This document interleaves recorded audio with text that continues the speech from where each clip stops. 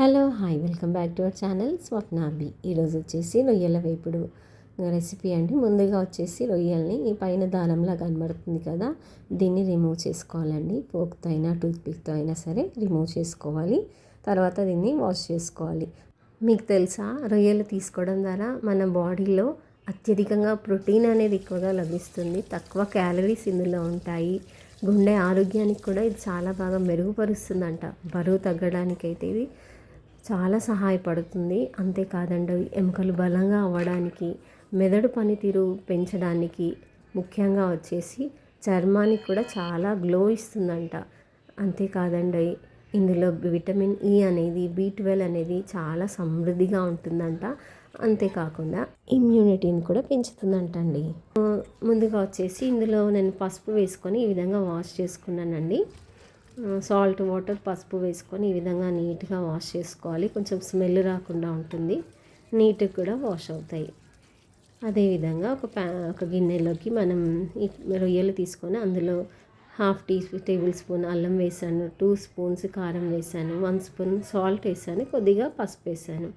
ఈ విధంగా ఇవన్నీ వేసుకొని కలిపి పక్కన పెట్టుకోవాలి. నేనైతే ఒక 15 మినిట్స్ వరకు ఫ్రిడ్జ్లో పెట్టుకున్నానని మ్యాగ్నేట్ చేసి. ఒక ప్యాన్ తీసుకొని అందులో 4 టేబుల్ స్పూన్ వరకు ఆయిల్ వేసుకున్నాను. నాన్ వెజ్లో కొంచెం ఆయిల్ ఎక్కువ ఉంటేనే టేస్ట్ బాగుంటుంది, స్మెల్ రాకుండా కూడా ఉంటుంది కదండి. ఆనియన్ వేసుకున్నాను, కట్ చేసి పెట్టుకున్న ఆనియన్, కొద్దిగా కరివేపాకు, కొద్దిగా పసుపు వేసుకున్నాను. చూడండి, కొంచెం లైట్ బ్రౌన్ కలర్ వచ్చేంత వరకు వేయించుకోవాలి. ఆల్రెడీ మనం మ్యాగ్నేట్ చేసి పెట్టుకున్నాం కదా, అవి ఇందులో యాడ్ చేస్తే సరిపోతుంది. చాలా అంటే చాలా ఈజీ అండి ఇది ప్రాసెస్ అనేది. ఫ్లేమ్ అనేది లోలో పెట్టుకొని మాత్రమే కుక్ చేయాలి. ఇది పెద్దగా పెడితే మాడిపోతుంది.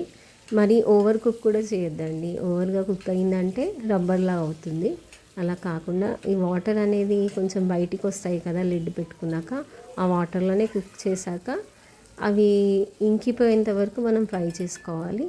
వాటర్ అంతా వెళ్ళిపోయాక అప్పుడు మనం ఆఫ్ చేసేసుకోవచ్చు. చూడండి, వాటర్ అనేది నేను అసలు ఎటువంటి వాటర్ అయితే యాడ్ చేయలేదు.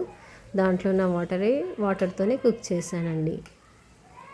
మీరు కూడా తప్పకుండా ట్రై చేయండి. మీ ఫ్యామిలీకి ఇలా వండి పెట్టండి. నాకు కామెంట్ చేయడం మాత్రం మర్చిపోవద్దు. మీకు నచ్చిందా అండి రెసిపీ? అయితే కామెంట్ చేయడం మాత్రం మర్చిపోవద్దు. మీ ఫ్యామిలీ మెంబర్స్కి ఈ విధంగా కుక్ చేసి పెట్టండి.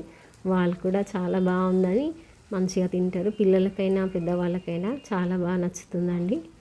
మీకు గనక నా ఛానల్ నచ్చితే please like, share and subscribe to my channel. Okay, bye friends.